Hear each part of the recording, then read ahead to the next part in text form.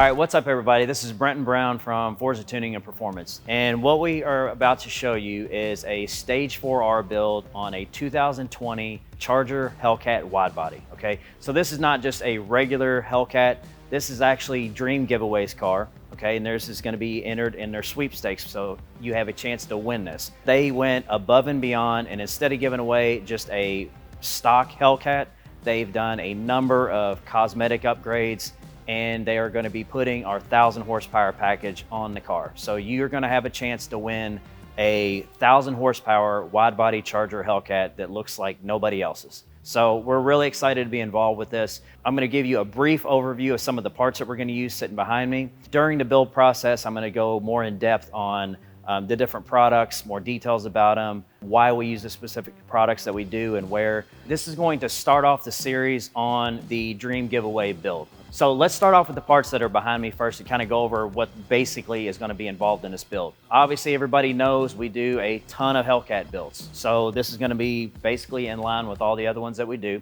So we're going to start off just some of the stuff sitting behind me. We've got a set a 2-inch primary long tube headers. Okay, these are made by Cooks.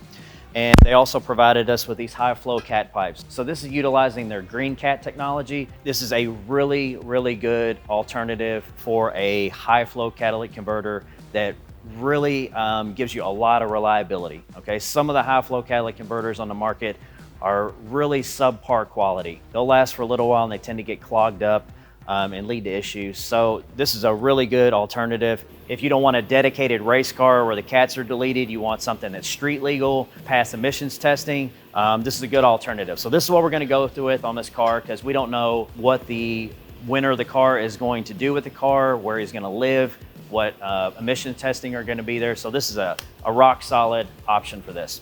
Over here, we have this heat exchanger. Okay, so this is a 2-inch thick core. And what we do is on the Hellcat, the Supercharger heat exchanger is down behind the front left grille and the bumper, okay? And it actually works pretty good. We are actually about to come out with an updated design that we're doing final testing on that will be drastically better. But this is what we also use. So this is a totally external heat exchanger that we use in conjunction with the factory one.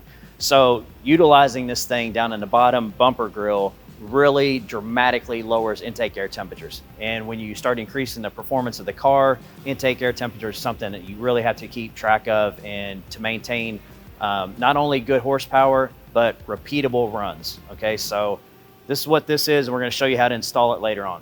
Back here, we got the drive shaft. This is from Drive Shaft Shop. This is their 4-inch aluminum drive shaft. It's rated for about 1,000 horsepower. Super good company to deal with. We've used them for a lot of years. They make really quality products. Rarely ever had an issue out of any of them. The drive shaft in the Hellcat is a known kind of a weak point. So we definitely want to resolve that. And that's part of our Stage 4R package. This is our crankcase breather system. I've gone over this in several videos as far as design and how it works and why it's different from the other ones on the market. And when we get into installing this, I'll go through some more details about it, but just want to show it to you. Injectors, I really can't say enough good stuff about John at Fuel Injector Connection. He provided us with these injectors, but not only for this build, I've been using John for probably 10 years.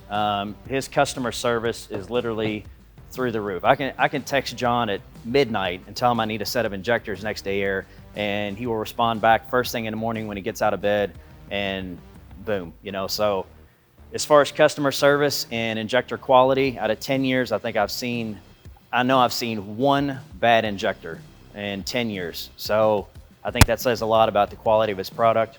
Spark plugs, everybody knows we're super big fan of Brisk Racing spark plugs. Brett over at Brisk, he, again, customer service through the roof. He always takes care of us. I can text him anytime, day or night, tell him I need something. He always comes through, even if it's just last minute stuff. You know, super good company. And the spark plugs, to me, it boils down to there is nothing better than Brisk or NGK, and it's just kind of your preference. And you know, the customer service that Brisk provides is the make it or break it deal for me on spark plug choice. We got our heavy duty Gates belt. Everybody's used to these. Something I'm going to be showing you here later on in the build. So you're going to notice we have no supercharger parts here. What we're going to do is we're going to remove the supercharger first, and we're going to send that over to Brett at Joker's Performance, okay? Brett is a really talented guy at porting and working on superchargers. He's really well known in the Hellcat community. He does some custom stuff for us, you know, like as far as like these belts. This is a very shallow groove belt, and we can custom match the grooves in the pulley to the belt so you get maximum grip. So he's going to do all the blower work for this car. So since this is a brand new car with no miles, we didn't really want to do the option of using a core, because basically he's not going to have a core that is out of a brand new car. And we don't want to take a used core, even rebuilt, and put it on a brand new car like this. So we're going to take the actual brand new supercharger, the entire thing, and we're going to send it to Brett. He is nice enough to expedite this process and get it done extremely quickly. He knows the build, he knows we're filming this for you all, so he's going to get it done and back to us in a very prompt manner. So when we get that blower back, I'm going to go in detail about showing you some specific things that he does and what sets him apart from the rest. Balancer, there's several balancer choices on the market. ATI is my go-to balancer. Not only is it phenomenal product as far as, you know, engine balancing, what it's intended to do. This is a 10% overdrive dampener pulley, so this is going to give us some more boost.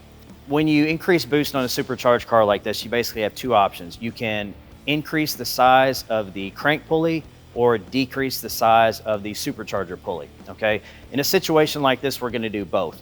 The largest you can go on the Hellcat platform is 10%, and you do have to clearance the timing cover and a couple other things to get it to work. The reason this is my first go-to is because this gives you the opportunity to actually add belt to pulley surface area, okay? So as you increase boost and you increase the resistance on the supercharger, you have more of a tendency for belt slip, okay? So if you can add pulley to belt surface area, that is a really effective way at combating that. So if you can pack in adding a better balancer on the engine at the same time, that's a no-brainer for me. Also, on the Hellcat platform, none of them have pinned crankshafts. And what I mean by pinned is a pin, or more commonly like a keyway, to keep the supercharger pulley from spinning on the crankshaft, or even on a regular car, the crank pulley in general from spinning. Dodge decided to use a coating on the backside of the belt that they felt was going to be adequate to keep that from happening. And unfortunately, there have been numerous stock cars with failures where the pulley actually slipped on the crankshaft and damaged the front of it. There's no downside to pinning the crankshaft aside from the labor to get it done. With going with this route, this gives us the opportunity to pin the crankshaft at the same time to increase the reliability of the vehicle past what even the factory has it at. So we always do this. Moving on to a little bit of the suspension stuff. So part of our Stage 4R package is eliminating the weak links in the suspension in the back, and it does have several of them. As far as the springs, there's nothing wrong with them. Some people, if it's a track-only car, they will go to a Demon spring. For regular street driving, no, the Hellcat spring is a better choice in my opinion. And actually, I talked to Boomer on Friday, and we have a white 2020 Charger Widebody Hellcat in here, and it is lowered, and it looks phenomenal. So I sent pictures of him and asked him, hey, do you want to lower this car? And he was all about it. So I think we're gonna actually lower this vehicle. It'll have better handling. Cosmetically, the white one just looks super aggressive, and I think it'll really set this car off. So we're waiting on those to come in. So when they do, we'll talk about those. As far as the suspension arms, the stock arms are really inadequate in my opinion. They basically use the same stock rear arms on a Challenger RT or Charger RT as they do a Hellcat. And this is where a lot of the wheel hop issues originate from. They're just not strong enough to not flex under heavy load.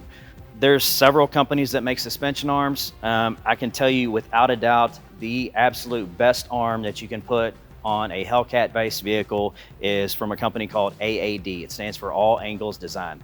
Zach and Parker over there, they are phenomenal at making suspension components. As far as suspension geometry, the two guys, they're genius. Their products are a work of art. So this is one of their arms. Another good thing about them is they are all fully adjustable. If you have a track car and you're wanting to get the alignment perfect as far as when the vehicle's squatting, or you're gonna lower the car, you can infinitely adjust the suspension anywhere you want it, and it will allow you to have perfect wheel alignment no matter what. Another good feature about this is A lot of guys like to run smaller wheels in the back if they're going to run it at the track, so they have a taller sidewall and better traction. You can run a 17-inch rear wheel and it will fit under the stock suspension and the brakes, okay? A 15-inch rear wheel is the absolute best as far as traction goes, okay? So there's some 15-inch rear wheel conversions out there, and if you've ever seen one or know anything about them, it takes an excessive amount of grinding. It looks, in my opinion, really half-assed. Like, I would not want that on my own car. They went the extra mile and they designed a set of arms that will clear a 15-inch wheel with zero grinding. Literally, the only thing you have to do with their arms is change the rotor and the caliper. To me, that gives you a lot of flexibility with what you can do with the car very easily down the road. Here's the arms that we're putting on, and that we're going to replace the upper, the lower arms, the rear tow bars, and the sway bar links. Couple other components here. Everybody talks about the rear differential, a weak point, this and that. We've touched base on this in several videos, and I'll go into it more detail when we're actually installing these parts. Bray over at Performance Development, he makes some differential braces that are the best on the market in my opinion, and this is his cream of the crop product, okay? This is his DIRS brace.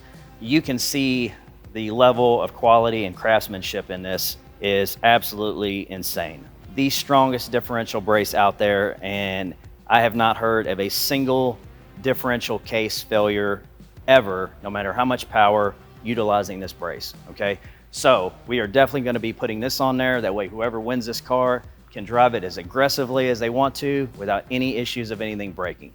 The last thing on the table is our Supercharger spacer kit. We got a piece of thermal blanket. So what this is, we've been doing this for a long time. For a long time, we didn't even talk about it. They started coming out on the market, so we publicize it now. This is like I'm gonna call it a plastic type material, okay? It's not plastic, but that's gonna be the easiest thing for me to relate it to, that you'll probably be familiar with. So what is the advantage of this? A couple things. Number one, this is gonna increase the runner length, about 3/8 of an inch. So you're gonna have a little bit more advantage as far as torque. The main purpose of these is so a thermal barrier between the supercharger case and the cylinder heads. So the cylinder heads are aluminum, supercharger case is aluminum. The supercharger bolted directly to the cylinder heads. The engine heat can very easily dissipate up into the supercharger case. So what this does, heat doesn't transfer very well through a material like this. So what this does is kind of give it an insulator where it's not actually touching the cylinder heads with a conductive material like that. So this dramatically keeps down heat soak, lowers intake air temperatures, and then the blanket is just a step further. So the intake valley on top of the engine underneath the blower, obviously there's a lot of heat there. So if we can keep that heat from dissipating up into the bottom of the blower, that's gonna also help the situation greatly. So that's what this is. And again, this is for power. This plays into reliability. The cooler the air temperatures, the faster the car is, the easier it is on the engine, the more it wards off detonation and possible damage to the engine. And it also gives you repeatable power. Okay, so it's when you're running it run after run, the car has repeatable results at the track or whatever you're doing with the car. So that's part of this. There are a couple things that are not on this table. I wasn't sure what the intake system was going to look like on the brand new Charger Hellcat. Okay, so when it came in, I didn't really know what to expect. And it's basically the traditional style intake that was on the previous Chargers. So no ram air function like we have on the Challenger cars. So Friday night, I called Chris at Legmaker Intake, and I was like, hey, I'm just now seeing that this is not a ram air intake. It's not the most efficient design. I won't use anybody else's but Chris's. And he stays 3 to 4 weeks backed up. So I asked him, I was like, hey, what are the chances that you can make me a carbon fiber intake for this car?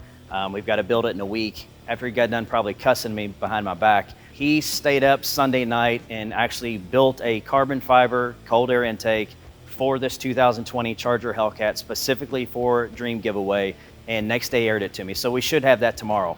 Thank you, appreciate it.